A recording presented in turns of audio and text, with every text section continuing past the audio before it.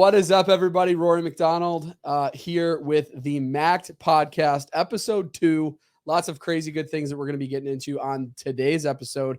But here in studio, got the crew with me. My crew here in the office. We got Brian Edwards, my business partner, Damian Check, and big brother Dom Check here in the office. Hopefully they get into some sort of fight today.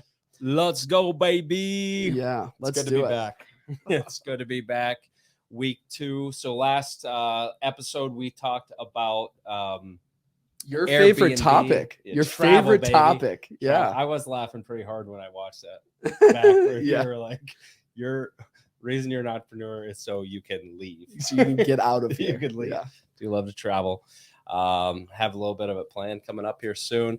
We talked about Airbnbs. We talked about travel in Michigan, some of our favorite places, how to insure some travel properties. We talked about some investment facts. I thought you gave some really good information. The Burr method, that was awesome. Got a lot of positive feedback from last week. I actually walked into the gym today, and a couple of guys that we go with or that I see there.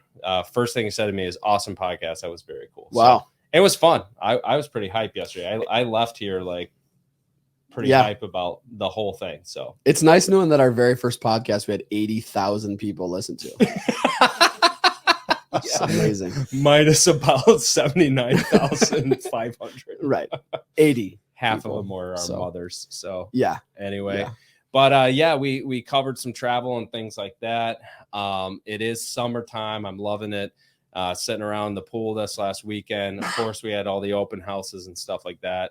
It was a really, really good weekend. But I'm looking at all of the concerts coming to Detroit. It seems like everyone's come out of the woodwork. COVID's over, apparently, or diminished significantly. And now every band that's been pent up for the last 2 years doing the in-home sessions and all that kind of stuff, they are all traveling. So anybody going to see concerts this summer? You going anywhere? I am. I'm going to one in Chicago. It's their Windy City Smokeout, it's called.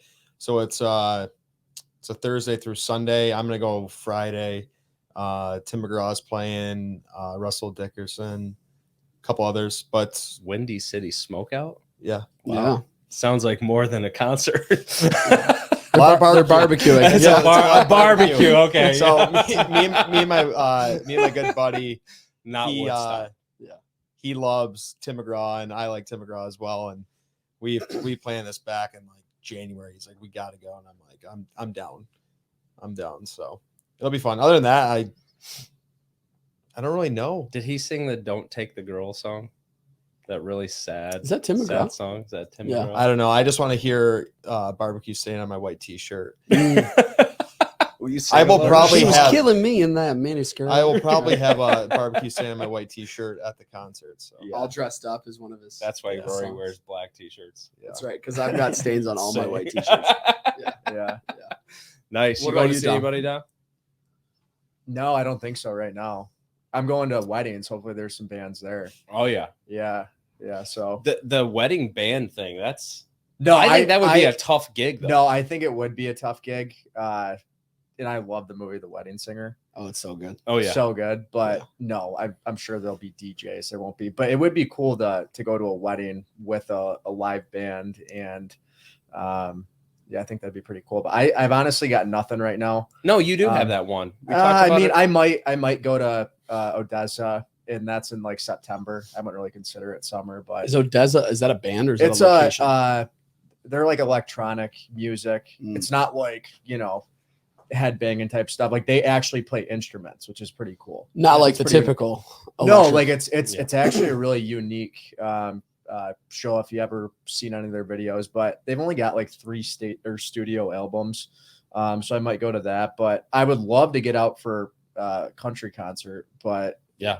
to be honest, I'm not gonna lie. Pine Knob honestly has nothing when it comes to country compared to previous years. Oh yeah. They're a little bit Yeah. off, and Pine Yeah. Knob is probably my favorite. Used place to be go, DTE, so- now Pine Knob. Yeah. Yeah, they changed So, back, yeah. right? Well, yeah, their 20-year deal expired. Yeah. Okay. So then like UWM and Trinity Yeah. Health jumped in and they signed a deal with them, but they wanted to take it back to the original name of Pine Knob. Yeah. And actually, it's kind of a cool logo if you guys have seen it. Anybody, like a my throwback parents to always say Woodstock. Pine Knob Yeah. anyways. So, Yeah. but it would be cool to go to Faster Horses because that lineup's nuts. But It's the only place in Michigan you can see Morgan Wallen. Yeah, I mean, they've got Eric Church there this year too, I think. Yeah. I mean, Okay. It would be incredible to go. I just don't have 3 days in me to dedicate. At least right now, I need to get like some hard shelter. Need like a camper or something. I've done the tent there before and never again. That's all I'll say. In your own words, that's nightmare fuel. It is nightmare fuel when I would not want to be at a concert for 3 days camping. I would need a combined maybe 4 hours of sleep in 3 days. No, too. I mean, yeah, if and you, it's hot. If Yeah. you brought your Sticky, camper, you would smells like weed everywhere. if you brought your camper, you'd be fine. Yeah. 100% fine. But when you're in a tent, and let's just say I'm just willing to bet that it's probably going to be 90 degrees out. Oh yeah. And you're going to be showering in a semi trailer. There will be a thunderstorm coming through. There'll be a thunderstorm. Yeah. It'll be clear all week. You will have and some the night you adrenaline get there running and you're through trying your to set up, it'll just come out of nowhere. It's a blast though. We'll work on getting the camp maybe in a few years from now. Yeah. Sure. That makes That's sense. awesome. I'm going to see Chris Stapleton down at Comerica. I am jealous about that. That's what I was about to say. Yeah. I want to go see him. Yeah. He's one of my favorites. I Actually, wish he was at Pine Knob. tickets are really expensive down low, but I think for $49 you can get a ticket. Oh, that's pretty good. Yeah. Not bad, and make your way down. I bought them really early thanks to my neighbor because he invited me and said you better jump on and get them now. But they weren't bad. That should be a fantastic concert. Yeah. Is anybody who else is coming with him? Oh, geez. I don't. Just anybody but Miranda Lambert, and I'm in. You might be clear on No. that. I think you're gonna be clear on the old Randall Lambert. What do you mean?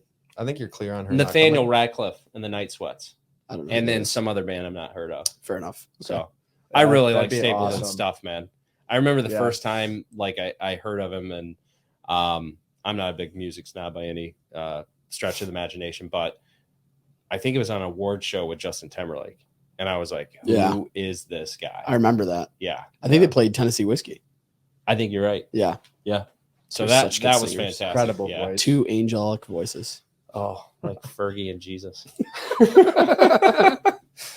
Oh, jeez. yeah, that's awesome. That's awesome. So, did you guys see the big hockey guys? Of course, I don't even have to ask. Stanley Cup last night. Colorado wins the cup in 6 games. Right? Didn't even have to go to 6 game games. 7. So, pretty fun series, honestly. Colorado's just dominant, though.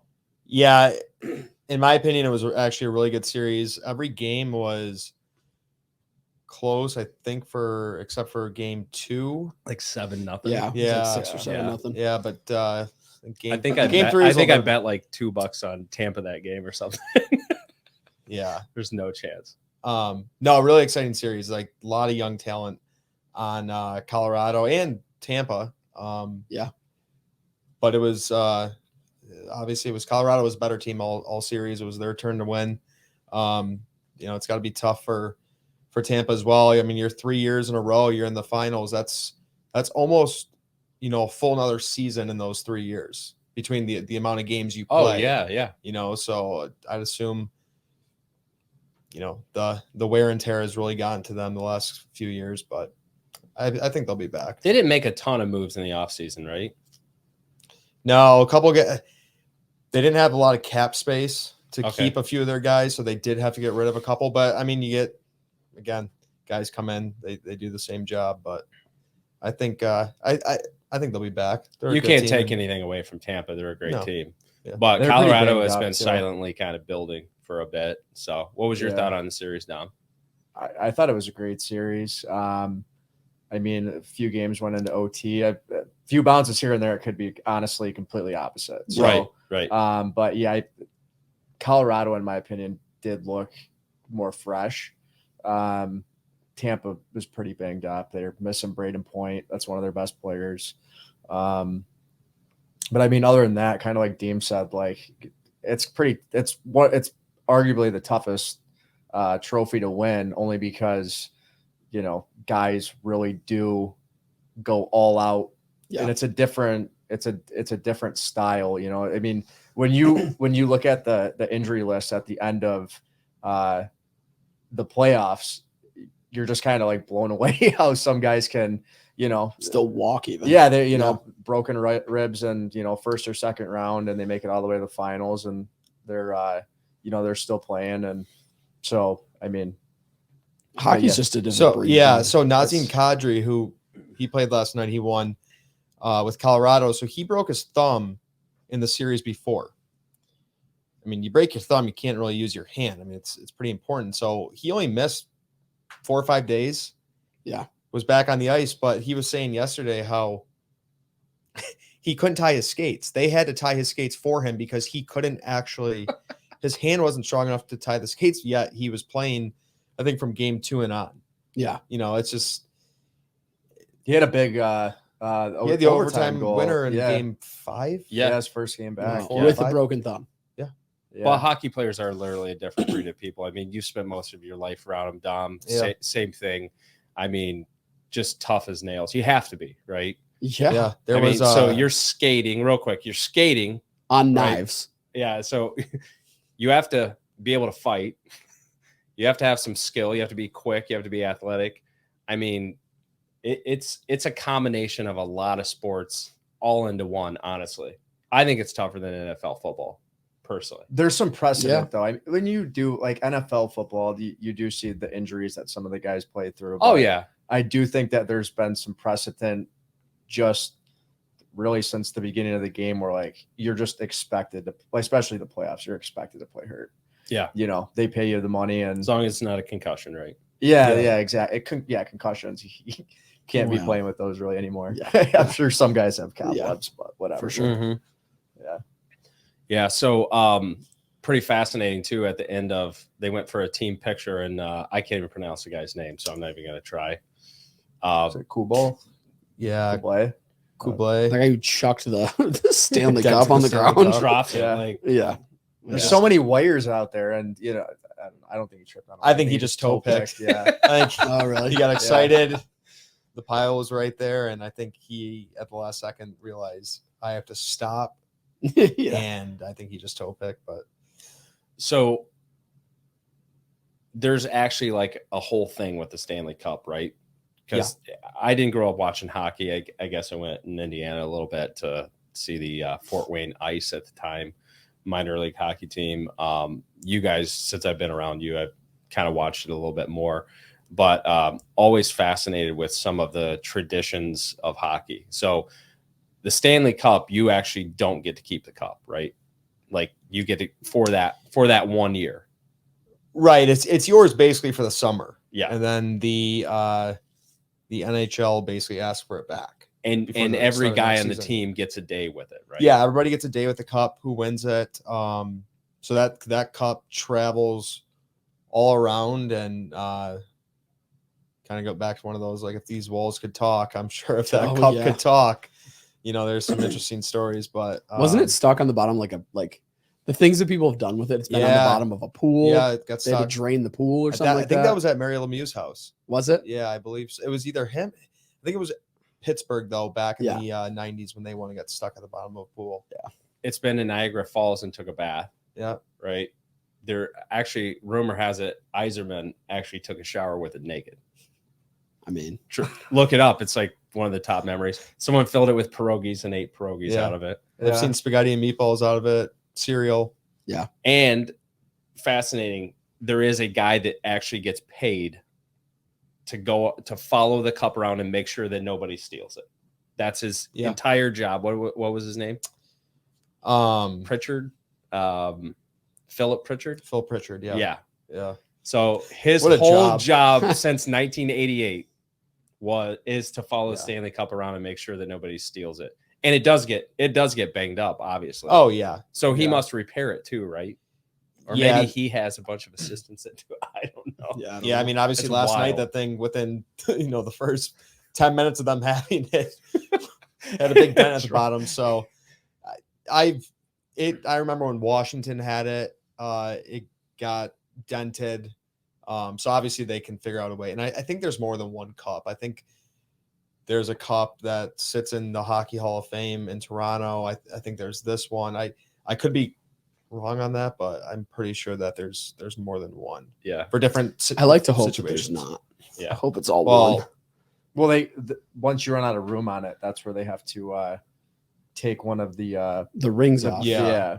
But they don't start a new cup, right? They move the rings up. That's what I read. Yeah, they move them up and they take what was on there and they add it to.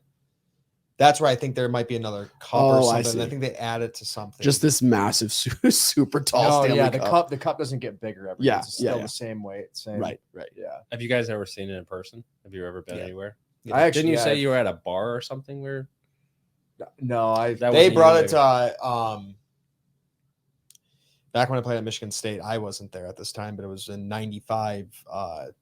Dan Cole won it and brought it to Rick's, and it's actually a bar in Lansing. Which is a bar in Lansing. Yeah. It's actually an incredible picture. It's Tiger Woods, Darius Rucker, and there was like a pro-am in East Lansing like that weekend. And then Darius Rucker was and Hootie and the Blowfish. It was actually playing somewhere.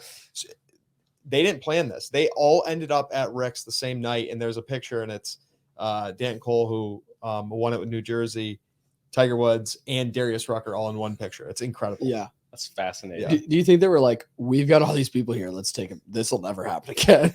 Oh yeah, I mean, I'd assume in little old East Lansing is, of all places, that's where all these people met up. Yeah. So no, it's a really cool picture, but they didn't plan it. That is wild. Yeah. I would love to just sit down and talk with Phil Pritchard. Honestly. The stories that guys has about, repairing the cup, following things around, does he have to, like, if it's at someone's house, does he like sleep in their like guest room? Guard it. Is he armed? I know that's for a fact. From an insurance standpoint, it is insured for $1.5 million. Wow. Yeah. Is it really? Yep. Yeah. I didn't know that. Yeah. We actually Royal Oath Insurance Group. Yeah, right. We're sure. Forgot to tell you guys. Yeah. And they call it priceless. It's not Yeah. priceless. It's got a price. Yeah. Yeah. Right on. I mean, if Elton John can insure his hands, J-Lo insures her booty. I mean, A-Rod, I think, insured his hands or something at one point. Yeah. Yeah. You can insure anything. So pretty fascinating. So let's jump into one of the main topics today, building teams. So Colorado, obviously, seemed like they were a dynasty. They were a big rival of Detroit Red Wings at one point, which actually one of our former Red Wings last night, Darren Helm, right? Yeah. Got another ring, got a Stanley Cup championship. So that was pretty cool to see, actually. But, we were talking about this a few weeks ago. What did Colorado do, to basically resurrect a dead hockey team? How do you do that? How do you find the right people? We're going to talk about today kind of building teams and finding the right people and keeping the right people, things like that. So just as a jumping off point, Colorado, what do you think some of the things that they did there to get in the position now to win again? Yeah, I mean, in my opinion, I don't know exactly, but from what I've seen and kind of can tell and listen to people, first, their GM's Joe Sakic, who was the captain of Colorado in those 90s years when they had won. And I think he, it starts with him. He's an unbelievable leader. Then you go down to their head coach, who has had to prove himself. I think he won in the East Coast Hockey League, the American Hockey League, and now the NHL, but he had to prove himself. And I think you start with those two, and then you draft well, right? But when you draft well, it's not just drafting the player, but it's drafting, a good person, someone who's can be in the locker room and is respected. Like you can draft a bunch of good, talented players, but if they're bad apples away from the rink or, they're not good teammates, you're never going to win. So they were able to draft their captain, I think 2010 10, maybe Yeah. 12. Great Gabriel Landeskog. He's been there a while, right? So he's built a foundation. Then they got in 13 Nate McKinnon, who, in my opinion, is probably a top 5 NHL player in the league right now. And then they were able to get Cale Makar about 3 years ago, and he's arguably the best. He is the best defenseman, in my opinion, in the NHL. He's probably top 3 best player in the NHL right now. Yeah. So obviously, Which you is have someone you probably look up to. You were a defenseman, right? Yeah.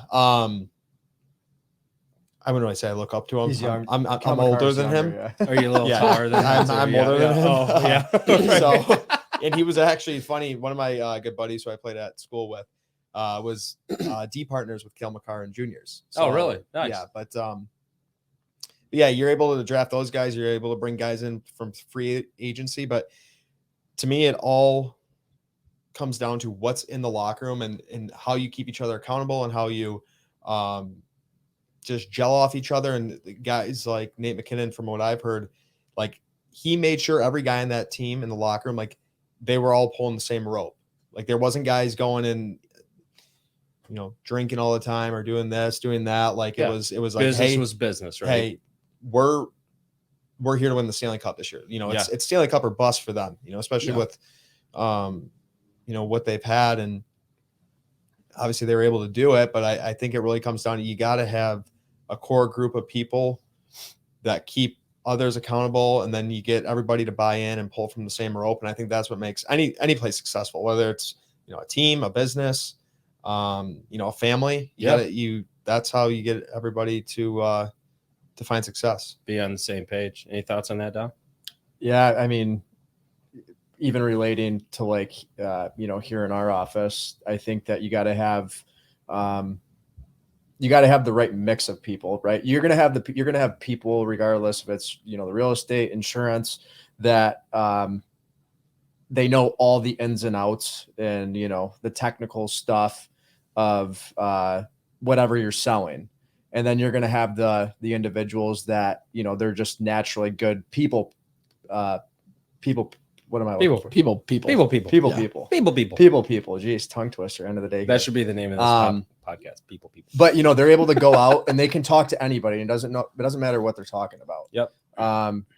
So you need like the leadership structure that understands how it's supposed to be run, how an organization's supposed to be run, or a team's supposed to be run, and then you need to plug in the right individuals to make it go to the next level. I mean, just going back to that team yesterday, they weren't good for a long time. Yep. They had to wait, they had to be patient, but they had to work hard, and you do have to plug in the right people and figure out what your weaknesses are, and plug those pieces in to try to get yourself to the next level. Right. It's like this podcast room too. We've got E over here, and he's our technical guy. He probably knows a little bit more than all of us when it comes to like computers, that 100%. So shout out Ethan. Yeah. I was working on this podcast for 2 months and Ethan had it together in Yeah, 25 minutes. I know. Well, it just kind of Guy goes. just moves up from Indiana, drops his bags down, walks in. He's like, Yeah. "Oh yeah, you guys." You got this all wrong.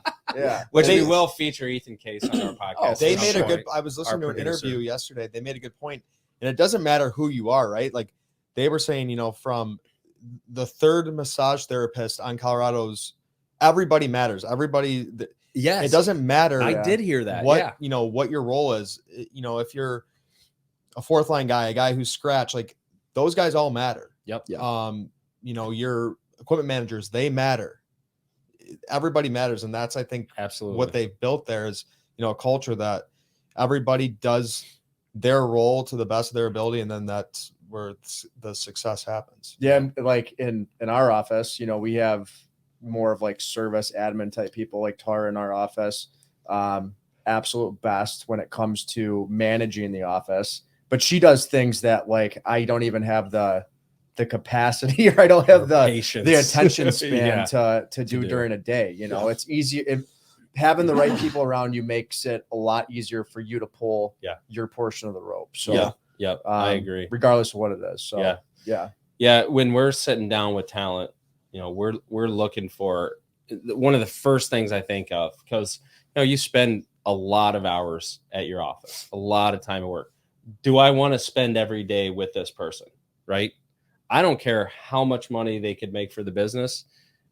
If they're not fun to be around and they're not great in conversation or just a good person, if I find myself a little bit annoyed within 20 or 30 minutes, like, you're kind of signing on to be a part of kind of our, office family here, and you got to fit in good. So that is one of the main things I look at. Do we click here? I don't have to be best friends with everybody. I really don't. And someone can be completely opposite from me. In fact, it's probably a good thing if they have a different skill set than me, or you, Rory, or whatever. But they don't even have to be a huge personality in the office, although we do have some of those around here. Plenty. Yeah.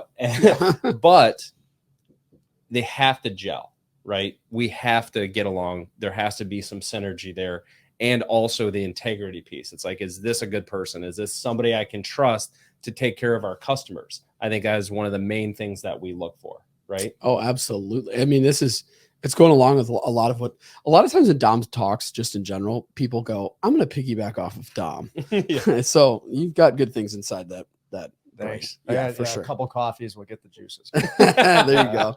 But no, we've sat down with people on that couch in your office, in my office, just meeting them here within the conference room, and had great conversations with really high qualified real estate agents, super high qualified insurance agents, people who are in the process of getting their licenses in either of those things. Yep. And went, wow, they're going to be a killer, but not here. They just don't fit here. Yeah. And that's fine. They don't fit our culture. They don't fit just kind of what it is that we're trying to accomplish or vision of what it is that we see. And that's okay. There's nothing wrong with it. Go kill it. We're excited for you. Go take care of people. But I think just if your visions don't line up, if your visions don't line up with the people who you're working with on a daily basis, it's just never going to work. Reassess and pivot. Reassess and pivot. Yep, absolutely. Yeah, I think the other thing too is, we hit on it a little bit, but the culture that we've developed in our office, and it always changes with everything. I don't want somebody just come into the culture and just take from the culture, but what are you going to add to our culture, right? Yeah. How are you going to make the day-to-day better around here? What gap might you fill? So, like bringing Ethan on recently, he is a technical gap. He's an X's and O's guy. He's good with that. That helps us do this here or other things that we want to do, because those type of people, if you go according to their strengths, those type of people, they will spend 10% of the time that somebody who isn't qualified to do that, right, on there. I recently sat down with one of our team members, Jim Maizano, and he's not a guy that needs to be sitting behind a computer, right? He's a guy that needs to be out networking people like you talked about. I said, for the summer, why don't you go out and network? These are the 5 types of people that I want to meet this summer. Let's get in front of them. Let's see how we can network together, help each other's businesses. This conversation happened last week. I got a call on Saturday. Hey, can you do breakfast next Wednesday with somebody? People working in their strengths, right? Mm-hmm. And to enable to work in your strengths, you actually have to know yourself. Yeah. So we're also looking for people who, do you know yourself well enough to know what you're good at, which means you can say yes to the right things and know when you need to say no. There's always parts of the job that you have to do because you have to do them or whatever. But when you see somebody flourish in their strengths, you know it. You see it. You're like, mm-hmm. Okay, that's where that person shines. So we also want somebody who knows themselves well, so that when you put them onto something, they're absolutely going to crush it. Right. Yeah. And you also, I think, need leaders around. Sometimes you don't know what those are until people are like, did you ever notice you're really good at that? And they're like, maybe I didn't think of it that way, but yes, I am. And then you keep putting people in those positions to win and to succeed. And when you get those wins, then it's like, okay, that's something we can build upon. Yeah. So 100%. Yeah. So one of the questions that I have in our notes here is, how do you find good people? How do you find people that when you kind of know what your company values are, what you're hiring to? You and I have kind of a similar approach. I'll let you answer this unfiltered, but how do you find those people? I mean, do you advertise? Do you put it out online? Do you Indeed? No, what are those kind of things? I don't. Yeah. I don't. And the reason for it is sometimes people are desperate to find something. And so they'll become what you, or at least perceive to you what you want. Mm-hmm. And they're not actually that, Mm-hmm. which leads a lot of times to just hurt, and people end up leaving, and it's not a good situation at that point. We've had that happen in the past. Like, stuff happens, right? Yeah. But what I really enjoy is like the ideal person for me who's coming in wanting to join our team is somebody who their mom or dad purchased a home or sold a home with us. They've got experience. They know our character. They know our background. They know what we're all about. They know our values. They know our goals when it comes to truly taking care of people, not just selling houses. Yeah. And they go, hey, my grandson or my daughter or my cousin or uncle or aunt or whatever it might be, they need to make a career change. And I think that they might be a good person for you to sit down with. And oftentimes we sit down with people months, if not a year, sometimes multiple years before they even become licensed. Right. But about the idea of coming on our team, we want, it's got to make sense. Yeah. Not just for us, Mm-hmm. but it's got to make sense for the people who are taking up these office spaces. It's got to make sense. Like, if this is something that you want to do, it has to make sense. Right. And if it doesn't, that's okay. But that's kind of the reason why I focus super organically on trying to bring people into our team. Because there's a lot of moving parts to this, and there's a lot of learning that needs to happen with this. Yeah. But like you said, we want to show you which part of your rope you're going to be pulling, and what that actually entails, what that consists of. And I also want you to see that I'm pulling my rope. So come in and see it. Yeah, absolutely. So I think, and that's tough. Like, staying very principled in hiring is very tough. And I can tell you, I've made 100 mistakes of just, maybe it wasn't the right person. Maybe it wasn't the right time. Actually, firing somebody is not a fun process. Doesn't bother me now, but I remember the first person I ever had to fire. That was like, I was more nervous than them, and they clearly did not need to work for me. Like, they just were not trying. They were showing up late. They were, and it's just like, it's way easier to just, be slow about hiring, find the right people. And then that firing thing, you don't have to worry about that as much. And I'm like you, I tend to work out of a network or somebody who knows somebody else, somebody maybe I see at a party that I kind of get along with. I maybe don't know them. It's always tough kind of hiring family and really close friends, although I have before, and I do have some family that works for me. But I always try to stay, kind of a step away from the network or people who may be good, hire brothers, hire family. But good people tend to hang around good people. And so that's kind of why we stay in the network. I have hired online before, but I remember when I first started, it was very hard to stick to this principle of finding the right person and don't stop until you find that person, and don't settle, right? Because you have a new business. You have to get it off the ground. I think my hiring matrix for when I first started this business 10 years ago was, do you have a pulse and can you get an insurance license? Yeah.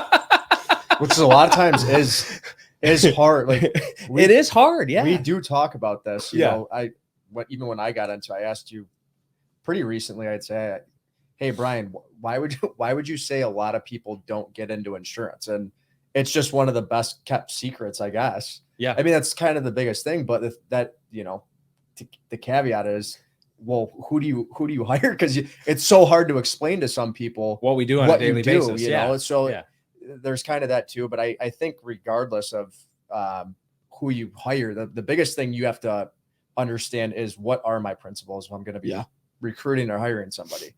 I want to be able to go to somebody and say, hey, this is everything about us. This is how it works. This is what it looks like to get started. It's not easy getting started in insurance, real estate. Not at all. You tell people, a lot of people think both of them, you can get rich quick type thing. Yeah. You got to put in the work to understand how all the ins and outs, the processes, like you said, there's a lot of moving parts. There's a lot of moving parts with us. You try to make people as dangerous as possible at first so they can, get a little bit of success, but it just naturally takes a long time. So, we've always kind of looked at it and we've asked people, are you willing to put 2 feet in?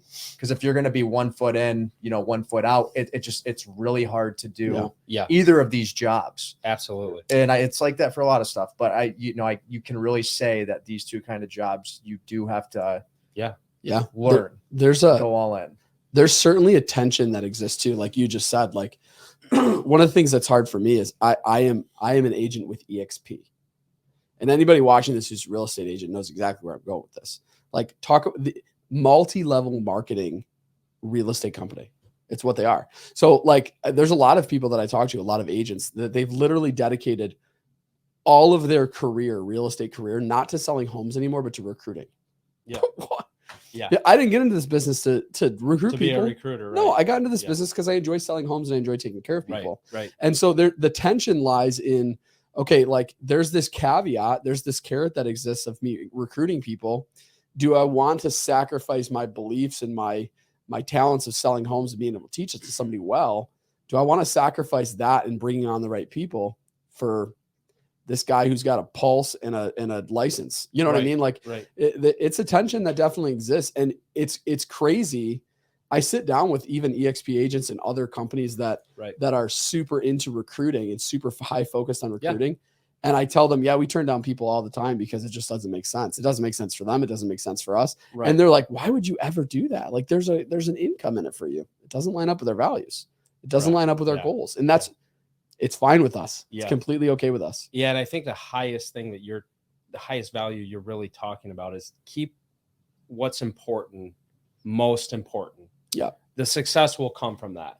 And we live in a culture that would rather look successful online than be successful. And I think you have to invert that, where you go, I want to be successful and let other people hear about it, what our companies are doing, and create such a compelling case that people want to join us. Yeah. Rather than just talk about how successful you are.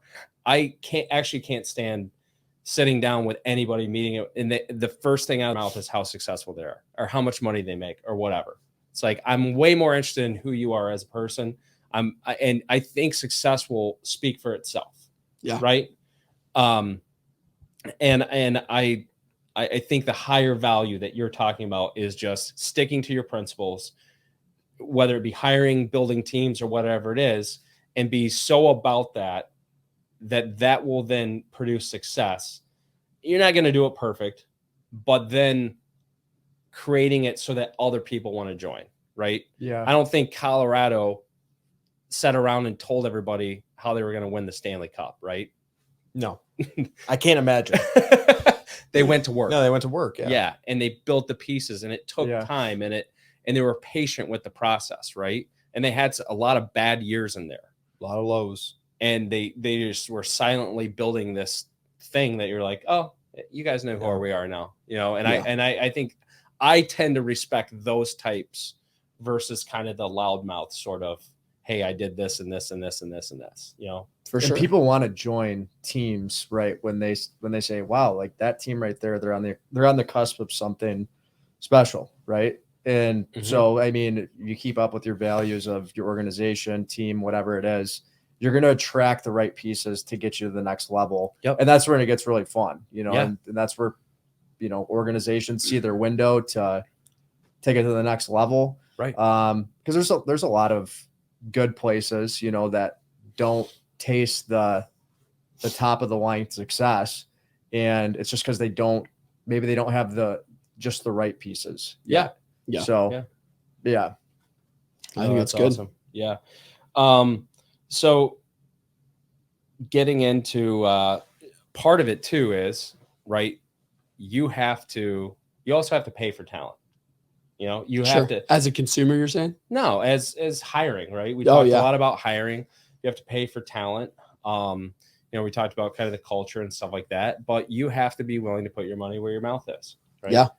But just paying for talent or overpaying is not going to guarantee success either, right? So I think sometimes people think, well, if I just advertise, look at it right now. You can make $16 an hour for McDonald's or wherever with Burger King, had a sign down here not too long ago off of Hayes. What is $16 an hour, $1,000 signing bonus or whatever. And that sign has been out there and out there and out there. So it's not just always about money, but you have to be willing to pay people what they're worth as well. You know, look at the Tigers, for instance.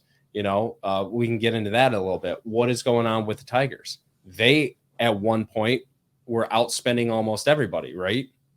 And somehow they still couldn't win. Yeah. Right? So, any opinions right now on the Tigers? What's going on in their organization? Well, again, like kind of going back to Colorado and going, you know, it starts from the top down, right? Yep. Well, whether you think it or not, like ownership and the GM aren't really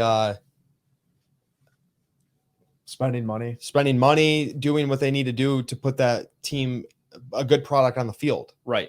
You know, I don't think the GM there's a very good GM, and he's ruining a really good coach. Right. You know, because you got a really good coach in there, but if you don't give him the players to play, he's not going to be successful. He's going to leave, and then you'll be going in circles again. Exactly. Yeah. But you do have to remember this though. The MLB, you have to pay, and there's a luxury tax, but you have to pay. Sure. There is a salary cap Yep. with hockey, which there's a little bit more parity. Yeah. Right. So I don't know. I don't have too much on the Tigers, but they did used to spend a ton of money, and that they had an ownership. They had Mike Ilitch, who he loved to win. You know, I mean, Red Wings, Tigers, he would pay to win. And when you compare the Tigers to an organizations, let's just say like the Dodgers, Yankees, Red Sox, those markets know that they have to spend money to win, but it's just part of the game. You know, Detroit's they're not a small market team. It's Detroit. They've got 4 major sports teams. You've got a city that wants to win. Not saying any other city doesn't want to win, but we have a very historic sports city. And if you want to, I don't think that you can't be a middle market. They're not middle market. And I think that's what they're kind of trying to be. And they're spending some money on guys, but their payroll, I think was like $100 million something. Right? Well, it's not. Yeah, they're not paying as much as they should. But I'm saying, like, you know. But then they say, well, we spent money on Baez, we spent money on this. But they're not going after it. But there is, I would say that there's a time too where you put all the chips in. Sure, and they tried that, and they were close. Yeah. I'd say a couple knucklehead calls, and they might have had a World Series. Right? Yeah, I mean there were just a couple misses. Well, they also like. Where they did struggle in those years was their bullpen. Yeah. So it's like you had the starting pitching, you had the offense. They just didn't have a good bullpen, and you kind of need 3 pieces, right? You know, to get a championship. Which is, I think, on the leaders.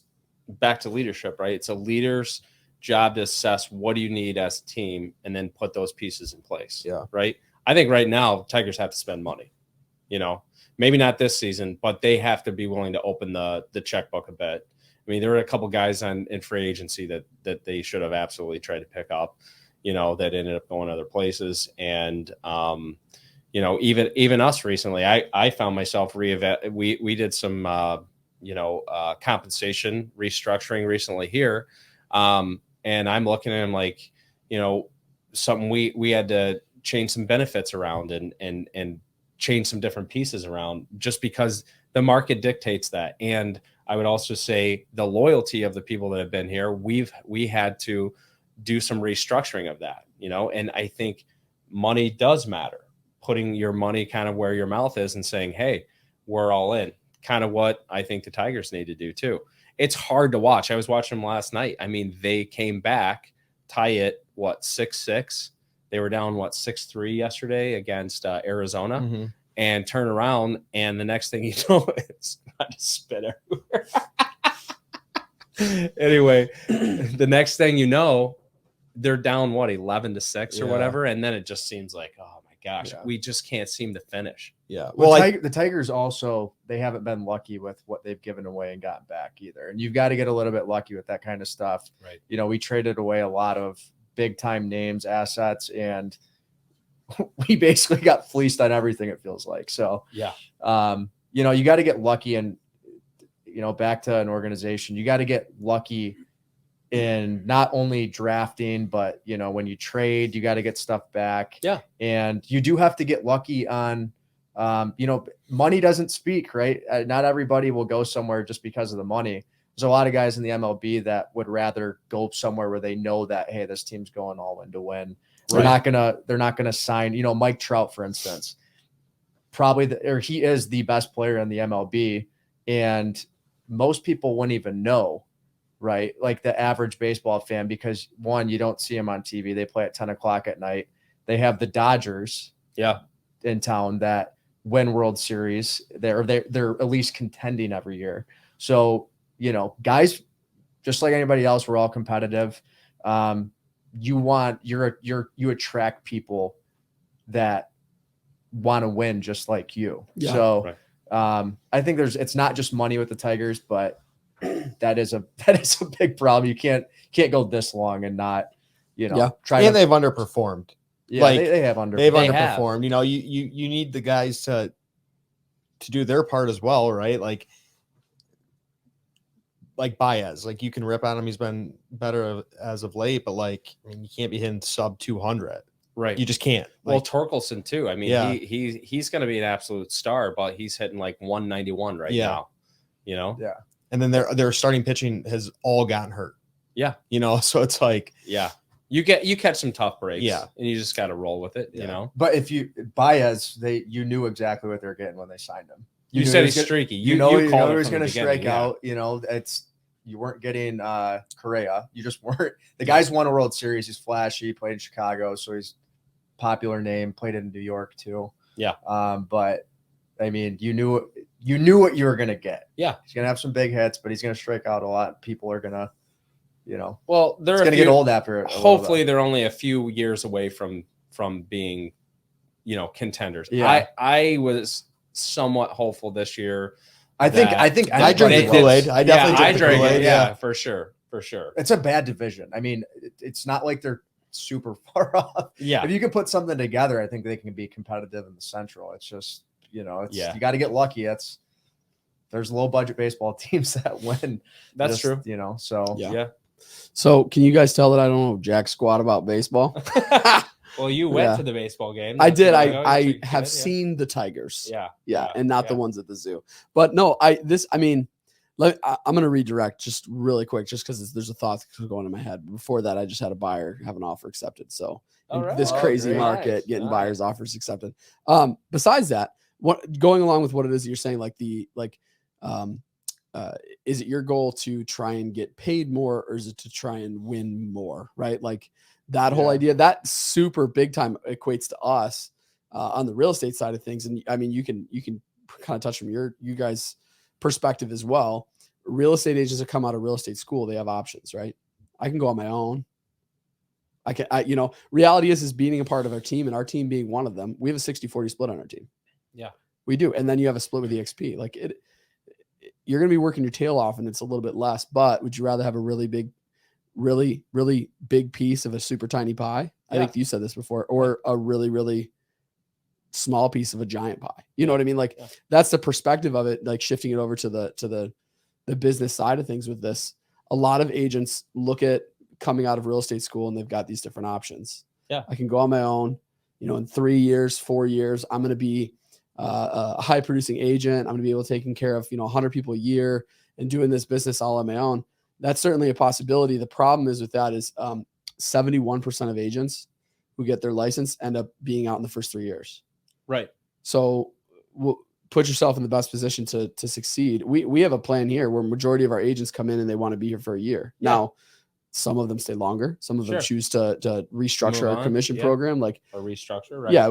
We don't have a problem doing that. We make it work, but it's coming back to what you said. Like, let's adjust to those who are showing up, who are pulling their rope, pulling their portion. Yeah. And then also, wouldn't you rather get a kickstart your first year? You know what I mean? Like, sure. Let's get going. Let's get this moving. Well, let's see you're what paying for a transactions year look like. of education, right? We have a split with you, but our goal is to graduate you off the program. Honestly, it's more risk on us though, because it's not a Yeah. guarantee they're gonna. It's not right. I just paid for a real estate coach. It's Right. not cheap, man. Yeah. It's not cheap. Yeah. And they want it up front. That's Right. not how any real estate team in the state is structured. It's Right. as you produce, which I'm vested now in you producing. Yeah. As you produce, then it comes Yeah. around. So I'm trying to relate this back to baseball because I don't No. know anything about baseball, but Yeah. except that you got row 4 seats. We do. And as part of today's episode, we are going to give away 4 free Tigers tickets, 4 rows off the field. You do have parking pass comes with it. You do have club and lounge access. It's actually a really good time. I know we kind of bashed on the Tigers a little bit, but But it makes for a fun hey, day at man, the park. a day at the park, any day at the park is a good day. If you're Yeah. paying in for our opinion. tickets, you have a right to complain to complain. Correct. Yeah. Yes, Yeah. and we have. So for sure. I'm going to complain a little bit. We need to, before the trade deadline, make some moves, Tigers. So. Yeah, we're gonna. So if anyone from the Tigers organization cares, They're to 15 games listen back, but to they're this, buying at the deadline. have to all in, baby, all in. So I love it. anyway, So how do you for wanna do this for the anyone tickets? who Yeah. comments on our YouTube channel or comments on social media, we will put you into a raffle, and on the next episode, we will give away 4 Tigers tickets for this. So Yep. please like, share, and follow. Hopefully today you gain some valuable insight into kind of how we think about hiring, how we think about building teams, how we think about building our culture a little bit, which we'll get more into the culture thing in some other episodes. There's some intentional rhythms that we do every week with meetings and with our team that I would like to kind of deep dive into. Probably can't get into it on this episode. Would have been too much, but I want to talk a little bit more about culture. But hopefully everybody who listened to this can get a little bit of insight into how we think about, how we're hiring, how we're developing a team, how great teams, do it, like the, Colorado Avalanche. And I thought what you shared about kind of how they built that, I thought that was a really good example. So, anyway, to end this, we have a holiday weekend coming up. It's July 4th, coming up this Monday. And are you guys doing anything exciting? Headed over to Holly's aunt's, my wife's aunt's house. We do a big family banger every 4th of July in the backyard. Nice. Yeah, shooting Awesome. out fireworks and blowing stuff up. It's gonna be a good time. Love Scaring it. dogs. You What's bringing that? you Scaring bringing your dogs. guns? No, but her neighbor, it's been like a tradition that every year they drive down to Tennessee and they buy out the whole freaking store. So like they've continued that tradition year after year. We have fireworks shows that are commercial Great. fireworks and they're right there. Yeah. So like Nice. you feel the heat from them when Oh, they yeah. go off. Oh, It's yeah. intense. Yeah. Oh, yeah. So we're pumped about that. That'll be super fun. Yep. Super excited to head over to Aunt Annette's house, hang Yep. out there for a little bit. Cool. What about you guys? Just going with the flow kind of this weekend. Holiday weekends, I'm just gonna enjoy the weather and relax. Yeah. Might go over to Brian's for a little bit. Not sure yet. We'll see. Yeah. Yeah.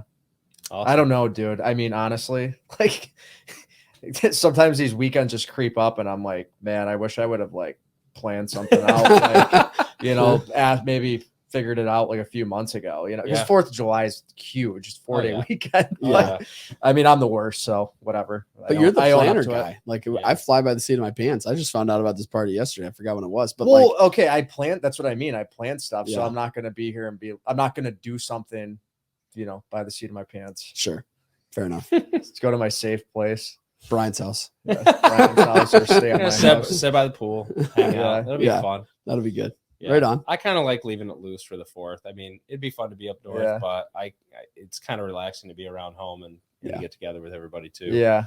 So get out on the golf course a little bit. Yeah. Get on the pool. Saturday, we'll go golf. I got to get home one of these weekends or one of these days, probably too.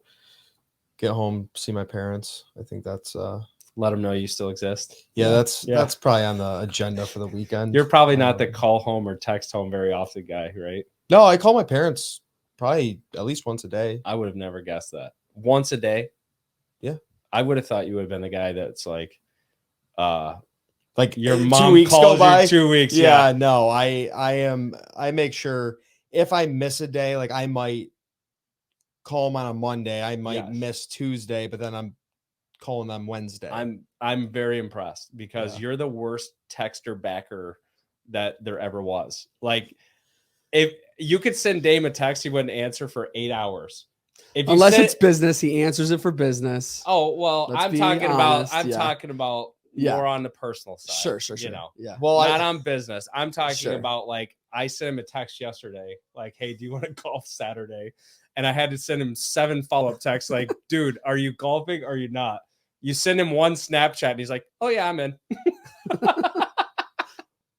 I hadn't made up my mind yet though. I was like sitting there, and then Yeah. I'm also like, what will happen is I'm in like 4 or 5 different group messages. Next thing I know, I got a bunch of stuff going on, and sometimes I just got to take a step back and say, you know what? I'll get to these when I get to Get these. all the plans. It's a burden being popular. Get all the It's a burden plans on being the loved. table. I get it. Popular. I get it. Yeah. Anyways. He was looking at all the options. Well, Plus, to be fair, we were 7 days out. I mean, We were 7 days out, and it was like, hey, like, got to know now. I just had to book some tea times Yeah. before they went, because I know today, if you look, they're probably almost all gone. Well, I am fired up. I'm fired up to play. It's gonna be fun. Yeah, Yeah. good. Nice. I hope everybody has a safe holiday weekend. Remember, don't light off fireworks and drink at the same time. Instead, let your kids light them off. There you go. Yeah. Preach. No, that's not advice. Just As long as they're 18 years or older. exactly. Or if you're not paying attention. Yes. You guys have a super blessed day. We'll catch you next week on MACked. See ya. Yep. See ya.